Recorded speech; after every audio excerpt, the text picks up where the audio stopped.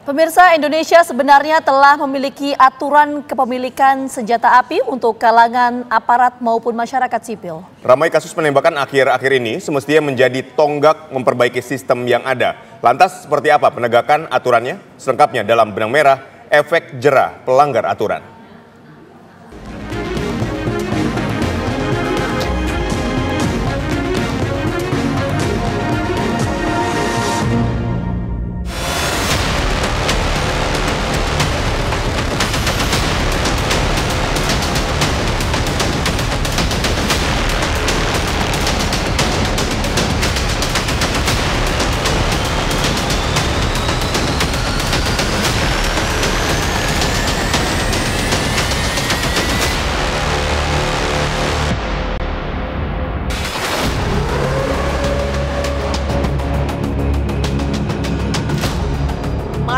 Kasus penembakan belakangan ini semestinya dapat menjadi momen memperbaiki sistem menyoal aturan kepemilikan maupun penggunaan senjata api di tengah masyarakat.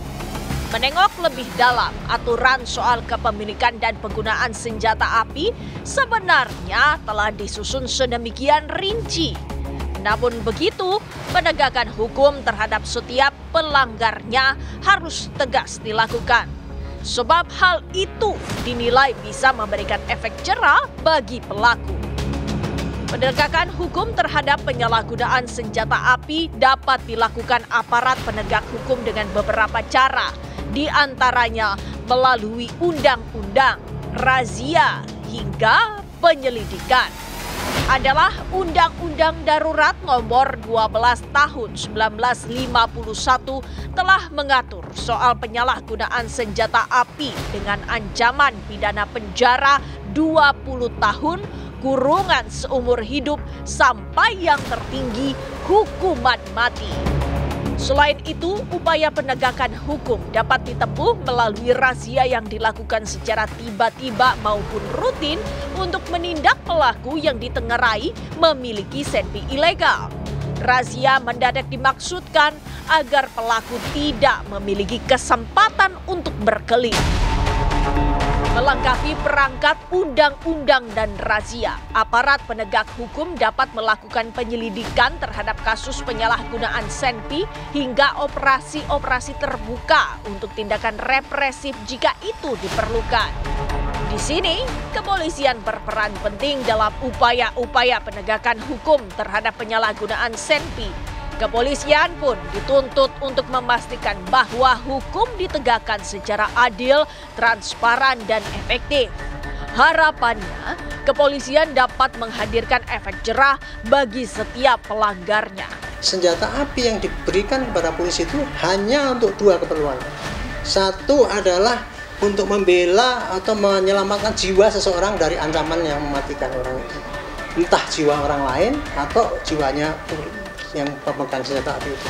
Contoh kalau jiwa sendiri itu ya misalkan kita diancam sudah mau dibacok oleh orang lain tinggal segini, nah itu baru boleh kita. Tapi kalau orang Mbak Golok masih dari sana ya nggak boleh Mbak. Sayangnya ya sampai sekarang senjata yang diberikan kepada polisi itu, senjata kekerasan itu semuanya bentuknya senjata api.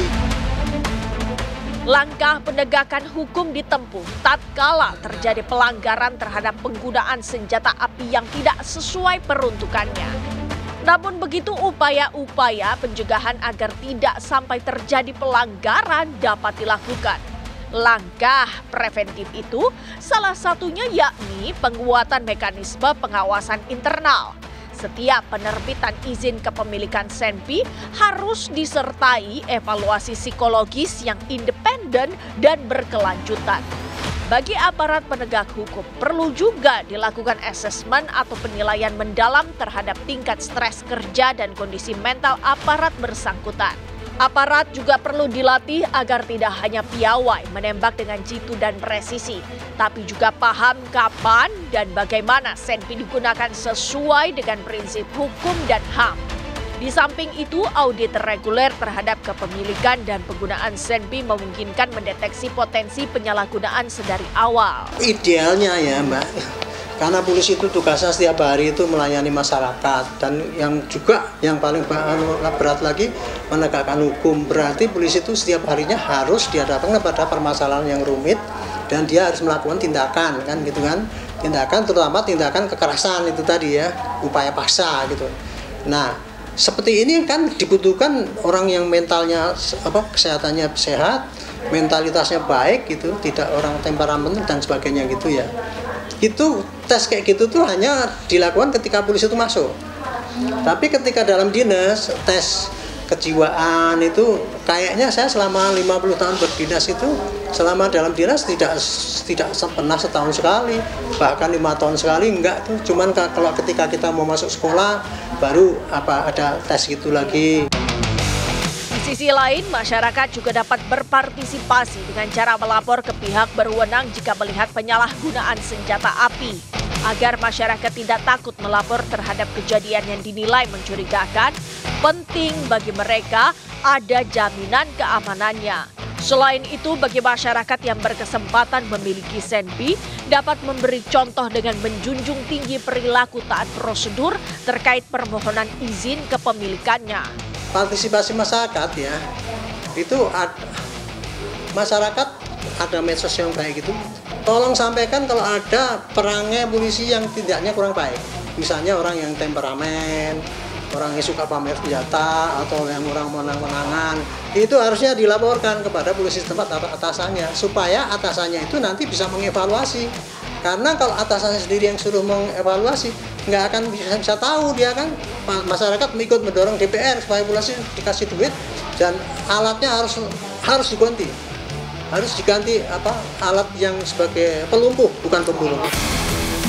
Sudah semestinya jika perbaikan sistem tidak hanya sekedar mengedepankan sanksi terhadap pelanggar aturan, tetapi juga bagaimana mengatasi persoalan hingga ke akarnya. Penegakan aturan dan hukum secara konsisten, pengawasan yang ketat, serta terbangunnya budaya kelembagaan yang sehat, maka kepercayaan publik terhadap aparat keamanan dapat dipulihkan. Begitu pula dengan kesadaran masyarakat terhadap hukum. Dengan begitu, kasus penyalahgunaan senjata api tidak terulang lagi.